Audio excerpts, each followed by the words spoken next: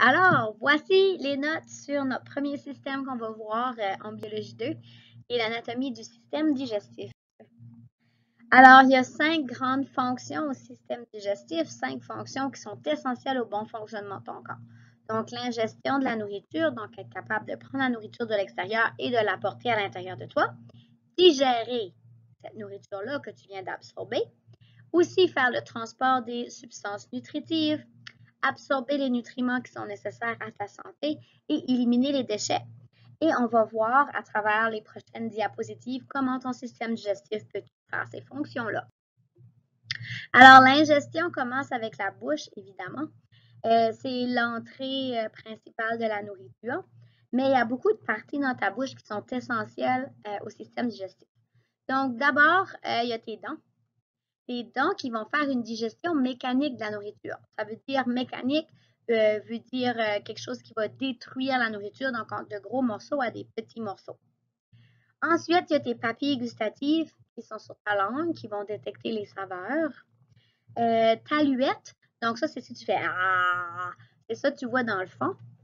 Alors, si je fais un petit dessin là, ici, donc la luette est juste ici. Voilà. Elle sert à ce que la nourriture n'entre pas dans ton nasopharynx. Donc, tu sais, je ne sais pas si tu savais, mais ton nez, les canaux sont reliés à ta bouche. Puis, quand tu manges, tu ne veux pas que ta nourriture rentre dans ton nasopharynx, qui est la partie du nez qui est juste reliée avec ta bouche. Fait que ta luette, elle, quand tu manges, elle va fermer ce petit trou-là pour pas que la nourriture rentre dans ton nez. Hein? Ouais. T'as ta langue. Ta langue va t'aider à manipuler ta nourriture. Donc, elle aide à la digestion mécanique. Ensuite de ça, tu as ta salive. Ça fait une digestion chimique. Donc, quand ce que tu digères ta nourriture, tu as 2 types de digestion. Tu as la digestion mécanique, qui est plus physiquement, comment ça se fait changer, donc par tes dents, ou la digestion chimique, qui est associée, qui est faite par des enzymes. OK? Puis ta salive va aussi servir à humidifier ta nourriture parce que pour que ça descende, il ne faut pas que ça soit trop sec. Tu as les glandes salivaires, tu en as 2 en dessous de la langue qui vont libérer, produire la salive, mais tu as 3 paires de glandes salivaires. Tu vas faire de la mastication, OK? Manger ta nourriture, puis ça, c'est tes dents puis ta langue qui font ça. Et quand on parle de la déglutition, ça veut dire que tu as mâché ta nourriture, elle s'est mêlée avec de la salive, ça crée le bol alimentaire et ça, quand tu l'avales, ce bol-là, quand il quitte ta bouche pour continuer son parcours, on parle de la déglutition du bol alimentaire. Donc ça, c'est la partie plus bouche. OK? Alors, tu as ta bouche ici. OK? Ça, c'est ta langue. Côté, c'est un très gros muscle. Et là, la nourriture, ce qu'elle va faire, tu vas la mâcher, l'écraser, elle va se mêler avec la salive. Et là, tu vas faire la déglutition de ton bol alimentaire. Et là, il va arriver dans le pharynx, qui est cette partie ici. Vous rappelez-vous, tout à l'heure, je vous disais que la luette ici servait à boucher le nasopharynx. La luette est là.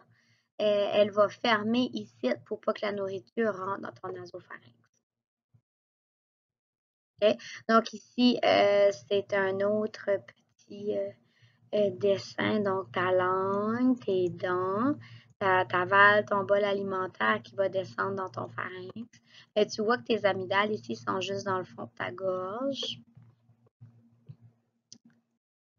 OK. Et un autre petit dessin ici qui fait la même chose. Donc là, tu vois ton bol alimentaire qui descend dans ton pharynx. Ici, il commence à continuer son chemin. Donc, ton pharynx, c'est le passage du bol alimentaire, mais l'air va aussi passer par là pour rentrer dans tes poumons. Il y a 2 parties importantes. Donc, il y a la luette qu'on a vue qui empêche le bol alimentaire de rentrer dans ton nasopharynx. Mais tu vas aussi avoir l'épiglotte qui, elle, va fermer la trachée. La trachée qui est ton tube qui apporte à tes poumons parce que tu ne veux pas que ton bol alimentaire va dans tes poumons. Quand tu t'étouffes avec la nourriture, là, tu tousses là, pour sortir, ça veut dire que ton épiglotte n'a pas fait sa job. OK? Donc, la nourriture qui a tombé dans ton trachée, fait que là, tu tousses pour faire sortir la nourriture qui est dans ton trachée parce que c'est pas supposé. Tu regardes sur le dessin ici, c'est pas très gros. Mais ici, OK. Non, ici, vois-tu, ça, c'est ta trachée. Puis ça, c'est ton œsophage. Les deux tuyaux qui sont dans ta gorge ici. OK? Donc, devant ici, tu as ta trachée. Et derrière, tu as ton œsophage. Mais tu veux que ton bol alimentaire descende dans l'œsophage et non pas qu'il va dans la trachée. Alors, l'épiglotte va venir fermer la trachée. OK? Fait que toi, ton bol alimentaire est passé dans ton pharynx, l'épiglotte l'a empêché de rentrer dans la trachée et là, il est dans l'œsophage. L'œsophage, c'est un long tube, environ 24 cm, qui part de là puis qui descend jusqu'à ton estomac. C'est plein de muscles circulaires, donc des muscles qui font des petits cercles comme ça. Puis, dans ton œsophage, tu as une espèce de petit lubrifiant qui va être sécrété qui s'appelle la mucine, qui va aider à faire descendre le bol alimentaire là-dedans. Puis, l'œsophage, il fait le péristaltisme. Donc, ça, c'est tes muscles qui sont circulaires.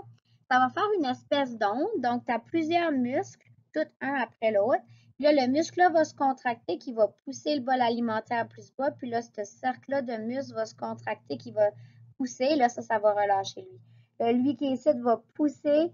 Ça va faire une espèce d'onde de contraction comme ça, qui fait descendre ta nourriture. Donc, ça prend tes muscles qui vont faire descendre ta nourriture le long de l'œsophage. Il n'y a pas beaucoup de digestion qui se fait à ce niveau-là. Je pense qu'ils ne pouvaient pas mettre ton estomac ici. Ça fait qu'ils ont juste trouvé l'évolution a fait qu'il y a un tube qui apporte la nourriture à l'estomac. Les régurgitations, puis quand tu vomis, c'est quand ta nourriture de ton estomac revient par ton œsophage et remonte, et là, tu régurgites, tu vomis. À la base de l'estomac ici, entre l'estomac et l'œsophage, il y a des petites valvules, des petites valves qui s'ouvrent et qui se referment, qu'on appelle des sphincters. Puis ça va faire sûr qu'une fois que la nourriture est rentrée dans ton estomac, ça va se refermer, pas que la nourriture remonte. Mais ça, c'est pas efficace à 100%. S'il y a une trop grande pression dans l'estomac, ça va s'ouvrir puis laisser passer les vomissements. Alors, l'œsophage, qui fait le péristaltisme. Donc, ça, c'est un peu qu'est-ce que ça ressemble. Donc, en haut, c'est ta bouche. Ici, tu as ton bol alimentaire. Et là, tu as mes anneaux de muscles qui se contractent, un au fur de l'autre. Un se contracte, ce qui fait descendre le bol alimentaire jusqu'à l'estomac. Donc, ça, c'est très important. Ensuite, ton estomac, ça ressemble à ceci. OK? Donc, c'est une grosse poche. Tu as ton sphincter œsophagien inférieur, donc qui est ta petite valvule entre ton œsophage et ton estomac, qui va se refermer pour pas que la nourriture remonte dans ton œsophage. L'estomac fait les deux types de digestion, donc il fait la digestion mécanique parce que ton estomac a une paroi très musclée. Et ton estomac, les muscles vont se contracter, puis ça va faire bouger ton estomac. Puis ça crée un mouvement de nourriture qui va faire de la digestion mécanique. Et aussi, il va avoir une digestion chimique, donc un paquet d'enzymes qui vont être relâchés dans ton estomac, qu'on appelle les sucs gastriques. Faites attention, ce n'est pas des sucres, mais bien des sucs, S-U-C, qui sont des enzymes. Ça va être mélangé avec le bol alimentaire, puis ça va faire la digestion chimique. Okay? Donc, l'estomac est tellement musclé, comme je vous disais, c'est 3 pleines couches de muscles autour de ça. Donc, ça brasse. Ça ne paraît pas, mais ça brasse. Lorsque le bol alimentaire commence à être digéré par la digestion chimique et mécanique, là, maintenant, on va parler du chyme. Donc, on ne parle plus du bol alimentaire, mais plutôt du chyme. Ensuite de ça, à la fin de mon estomac, et l'estomac commence à devenir plus comme un tube, il y a le pylore ou le canal pylorique. Et la fin de ton estomac qui va prendre ton chyme et qui va vouloir le continuer dans le système digestif. Et il y a aussi un autre sphincter à ce moment-là, le sphincter pylorique, qui se retrouve entre l'estomac ici et ma prochaine partie du système digestif qui est l'intestin. Dans l'estomac, c'est très acide. Une acidité de 1,5 et 5, là, ça varie entre les personnes puis les conditions. Puis pourquoi ça doit être acide comme ça? Ben, nos enzymes qui sont dans l'estomac fonctionnent mieux avec un pH qui est très acide. Alors, c'est pour ça qu'on veut une acidité. Je veux dire, une acidité de 1,5, là, c'est aussi tant acide qu'une batterie de voiture, là. C'est très toxique, c'est pour ça que quand tu vomis, ça fait mal, ça chauffe. Et c'est parce que c'est acide, ça brûle tes cellules. Alors, une fois que la nourriture passe par le sphincter pylorique, il se retrouve dans le petit intestin. Ça, c'est son nom familier, mais vraiment, on l'appelle l'intestin grêle. La nourriture va rester là-dedans de 6 à 7 heures. Puis, il y a 3 parties à l'intestin grêle. Donc, il y a le duodénum. Le duodénum, lui, il a une forme de U. Donc, directement après l'estomac, ça rentre dans le duodénum. C'est très court, un tuyau quand même assez gros. Il va avoir les canaux pancréatiques et cholédoques qui va déverser des liquides là-dedans. On va voir plus tard qu'est-ce que c'est. Il va avoir une continuité de la digestion chimique. Donc, les enzymes vont continuer à faire leur job de digérer la nourriture, digérer le chim. Une fois que ça passe dans le duodénum, ce qui est assez rapide, ça va rentrer dans le jejunum. Le jejunum, c'est la partie ici. Donc, lui, il commence à se replier, ce tube-là, pour avoir le plus de tubes possible, plus d'absorption. Plus qu'il y a de repli, plus qu'on va absorber. Donc, il y a continuité de la digestion chimique, puis le début de l'absorption se fait dans le jejunum. Ensuite de ça, le jejunum devient l'iléon. L'iléon qui est encore des tubes très repliés, mais 3 mètres de longueur, l'iléon. Peux-tu imaginer, donc, si on ouvre cette partie-là, 3 mètres de long le tuyau, et 2 fois ma hauteur, c'est long. Pourquoi c'est si long que ça? Parce que l'iléon va faire principalement de l'absorption. Donc, il va tout absorber les sucres, les lipides, tes protéines, tes acides aminés, tous tes minéraux, tout ce que tu as besoin pour vivre, il va principalement, c'est l'iléon qui l'absorbe. Donc, on va avoir le plus long de tubes possible pour absorber le plus possible de minéraux, nutriments et nourriture. Donc, un autre petit dessin, un autre schéma ici. Alors, mon duodénum qui est très court, qui se transforme en jejunum, qui continue la digestion chimique et commence l'absorption, et mon iléon qui fait vraiment le gros de l'absorption. Avant de continuer le chemin de la nourriture, on va aller voir des organes qu'on connaît. Ça veut dire qu'ils sont attachés au système digestif, mais la nourriture ne passe pas au travers. C'est d'abord le foie. Le foie qui est situé en haut, plus à droite de ton corps. Le foie, ce qu'il fait, il fait des selles biliaires. Ces selles biliaires-là vont se faire rejeter dans le duodénum pour aider à digérer les lipides. Donc, quand on dit que tu manges du gras et que c'est dur sur le foie, c'est exactement ça que c'est. Okay? Alors, le foie travaille à la digestion des lipides. Pourquoi qu'on veut avoir des selles biliaires? Ça va activer l'action de la lipase. La lipase est une enzyme qui va digérer, dégrader les lipides, les gras. On va voir plus tard les autres sortes d'enzymes aussi. Le foie sert aussi de centre de recyclage, de démolition, d'entrepôt, de désintoxication. Donc, si tu prends de l'alcool, un exemple, c'est ton foie qui va enlever l'alcool. Si tu prends trop de gras, il va aider avec ça. Il aide beaucoup à recycler des choses qui sont dans ton corps pour ne pas perdre. Donc, le foie produit la bile. C'est dans la bile qu'il y a les selles biliaires. Okay? Fait quand ce que tu vomis, là, puis ton estomac est vraiment vide, puis là, tu vomis une espèce de liquide jaunâtre, bien ça, c'est la bile, ça vient du foie. Donc, ça passe du duodénum, ça monte dans ton estomac, puis ça monte dans ton œsophage pour que tu vomis. D'autres choses que le foie peut faire, il peut dégrader les vieilles globules rouges qui viennent de ton sang. Il va entreposer certaines vitamines là. Il va entreposer des acides aminés aussi quand tu notes pas, puis il va neutraliser l'alcool. Donc, le foie est très important. Physiquement, tu peux voir qu'il y a 2 lobes, donc 2 parties, le lobe de gauche et le lobe de droit. OK. Un autre organe connexe, donc la nourriture ne passe pas au travers, mais qui est important, c'est ton pancréas. Ton pancréas, ça ressemble à une espèce de feuille d'arbre ici. Donc ça, c'est plutôt du côté gauche de ton corps. Ça va créer des enzymes. Donc ça va être relâché dans ton duodénum. Les enzymes qui vont digérer les sucres, les lipides et aussi les protéines. C'est une solution qui est basique.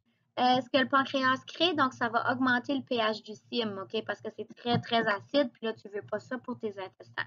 Ça fait que le pancréas va aider à diminuer l'acidité de ton cyme qui sort de l'estomac. Tu as aussi la vésicule biliaire qui est vraiment importante. Donc ça ressemble comme juste un petit bout comme ça. Ça fait quand le foie produit la bile va être entreposée dans la vésicule biliaire jusqu'à temps qu'on a besoin. Puis quand on a besoin de la bile, ben, elle va être relâchée par le canal cholédoque, OK, qui est ce petit canal-là. Ça va venir relâcher ça dans le duodénum. Puis il y a un petit sphincter là aussi, donc un petit canal qui se referme. OK. Fait que là, maintenant qu'on a vu les organes connexes, on va revenir à notre beau chemin, notre beau parcours que la nourriture parcourt. Ça fait que là, maintenant, on a absorbé beaucoup de choses dans notre iléon. Ça va rentrer dans le gros intestin. Alors, dans mon gros intestin, on a un appendice qui est un petit bout comme ça, qui ne sert plus à rien pour nous autres. Ils pensent qu'avant, là, quand on n'était pas des humains, puis on était encore des herbivores, là-dedans, il y avait une colonie de bactéries qui aidaient à digérer les plantes. Mais maintenant, c'est archaïque, donc ça ne nous sert plus à rien, mais ça peut nous causer des problèmes de santé. Si un petit morceau de crotte va là, bouche ça, puis ça va enfler parce que ça relâche du liquide. Ça peut exploser. Si ça explose, tu as à peu près 48 heures à te faire soigner, sinon tu peux mourir d'empoisonnement. Donc, ça ne joue aucun rôle. C'est une petite poche qui est attachée, mais il faut y faire attention. Alors, le gros intestin, on l'appelle le côlon. Lui, qu'est-ce qu'il va faire? Il va continuer l'absorption des nutriments, mais surtout l'absorption de l'eau. OK? Donc, il reste beaucoup d'eau encore dans ce que tu as mangé, puis on veut vraiment aller chercher cette eau-là. Dans ton côlon, tu as beaucoup de bactéries. On appelle ça la flore intestinale, puis elle va aider encore à la digestion. Puis même, ça va produire de la vitamine B12, de la vitamine K, des acides aminés, donc toutes des choses qui sont vraiment importantes. Donc, il y a de la digestion qui se fait, puis de l'absorption de nutriments et surtout de l'eau. À la fin du côlon, il y a le rectum. OK? Donc, ce qui reste dans le rectum, c'est pas mal tout ce qui n'est pas digestible. Donc, il reste la matière indigestible qu'on appelle les fesses. Ça peut rester dans le gros intestin un total de 6 à 7 heures. Puis là, quand c'est prêt à sortir, ça va passer par le canal anal, puis ensuite par l'anus pour sortir de ton corps. Okay? Donc, ça, c'est les fesses. Donc, quand dans tes fesses, il n'y a plus grand-chose que tu peux digérer puis que tu peux utiliser. Donc, l'anus, qui est l'orifice de sortie, c'est plusieurs anneaux musculaires, un peu comme l'œsophage, avec des sphincters qui vont aider aux fesses, aux crottes à descendre et non pas remonter dans le canal anal et dans le rectum. OK. Alors, on ne peut pas parler de digestion ni de système digestif si on ne parle pas des enzymes. Les enzymes, c'est un des rôles les plus importants parce que c'est eux qui vont dégrader chimiquement la nourriture. Donc, leur digestion est chimique. Donc, ils vont prendre les grosses macromolécules que tu as mangées, qui est dans la nourriture, ils vont les défaire en plus petits morceaux. Ils vont être réutilisés par ton corps pour créer de nouvelles choses. Okay? Puis, il y en a beaucoup, des enzymes. On va aller voir les grandes catégories. Donc, d'abord, il faut savoir que pour qu'une enzyme fonctionne bien, ça prend les bonnes conditions. Donc, dépendamment où se trouve l'enzyme, il va y avoir des conditions qui vont être différentes. OK. So, la digestion chimique commence dans ta bouche. Et dans ta bouche, tu as l'amylase salivaire. L'amylase, tu vois, tu entends le son amidon. Donc, elle détruit l'amidon. Donc, l'amidon, quand tu manges comme des patates, des chips, ça commence déjà à se faire digérer dans la bouche. Ensuite de ça, dans ton estomac. L'estomac, pourquoi qu'il est acide? Pourquoi que tu une acidité de 1,5 à 5, c'est très acide. 1,5, c'est aussi tant que l'acidité d'une batterie de voiture. Pour que les enzymes fonctionnent bien et fonctionnent rapidement, ça prend un pH acide. Si notre pH est plutôt neutre ou basique, les enzymes vont fonctionner, mais ça va être tellement plus long le processus de digestion, puis ça se fera peut-être même pas du tout. Donc, dans ton estomac, tu as les enzymes qu'on appelle les pepsines, qui sont une sorte de protéases qui vont défaire les protéines en acides aminés. Tu as l'amylase pancréatique. Donc, tout à l'heure, on a dit que c'était l'amylase salivaire. Là, c'est l'amylase pancréatique. Donc, elle vient du pancréas. Puis, ça va continuer à détruire l'amidon. Aussi, dans ton estomac, la trypsine qui va détruire d'autres sortes de protéines, qui va faire des acides aminés aussi. Le pancréas va libérer de la lipase qui va défaire les lipides en petits monomères. Donc, ça, c'est l'estomac. En gros, là, comme c'est juste un résumé, ceci, là, il y en a d'autres. Ensuite, dans l'intestin grêle, ici, on va avoir un pH un peu plus neutre, voire même basique. Et quelles sont les enzymes qui vont être utilisées dans l'intestin grêle? Alors, on a le maltase, le sucrase et le lactase, donc qui vont défaire les disaccharides. Donc, il va défaire le maltose, le sucrose et le lactose. Donc, les disaccharides se font seulement défaire lorsqu'ils arrivent dans l'intestin grêle. On a une autre enzyme qui va défaire les protéines, la peptidase, qui va faire d'autres acides aminés. Et on a aussi une nucléase qui va défaire les grandes chaînes d'acides nucléiques en petits morceaux, en nucléotides, que ton corps va pouvoir réutiliser ensuite. Donc, tu peux voir en gros que tu as à peu près 8 différentes sortes d'enzymes. C'est sûr qu'il y en a énormément plus que ça, mais ça, c'est un résumé qui explique un peu. Le système digestif a aussi comme fonction d'absorber les nutriments. La majorité des nutriments vont se faire absorber dans les deux intestins, alors ton intestin grêle et ton côlon. L'eau se fait surtout principalement absorber par ton côlon. Mais il y a d'autres substances que tu absorbes aussi qui viennent de ton système digestif, comme l'alcool. L'alcool, elle va passer directement à travers les parois de ton estomac pour se rendre dans ton sang. OK? Alors, dépendant quel type de substance, ça va se faire absorber à différents endroits dans ton système. Dans tes intestins, on a vu que c'était tout replié comme ça. Ces plis-là, ça permet d'avoir plus de surface d'absorption pour absorber les nutriments. Donc, plus de surface que tu as, plus que tu peux absorber de nutriments. Seulement les petites molécules qui peuvent passer à travers la paroi des intestins. Okay? Donc, on doit avoir des monosaccharides. Donc, il faut tout que les saccharides et les polysaccharides ont été défaits. Seulement des acides aminés ou des dipeptides. Okay? Ça veut dire 2 acides aminés. Rappelez-vous vos notions. Sont capables de passer. Donc, une protéine ne peut pas passer à travers tes parois. L'alcool peut passer, des petits acides gras ou des monos ou des diglycérides. Ça peut passer à travers ta paroi. Mais le reste ne passera pas. L'efficacité, donc comment bien ton système va fonctionner, ça dépend de plusieurs hormones, de beaucoup d'hormones, mais on ne les voit pas en détail, mais entre autres, on avait parlé du péristaltisme. Le péristaltisme est contrôlé par des hormones. L'ouverture de tes sphincters, okay? Donc ton sphincter pylorique, ton sphincter œsophagien, ouf, j'ai de la misère aujourd'hui, est contrôlé par des hormones. Donc, toutes ces hormones-là sont essentielles au bon fonctionnement du système digestif. Puis, finalement, au total, la nourriture va à peu près passer 24 heures dans ton système digestif.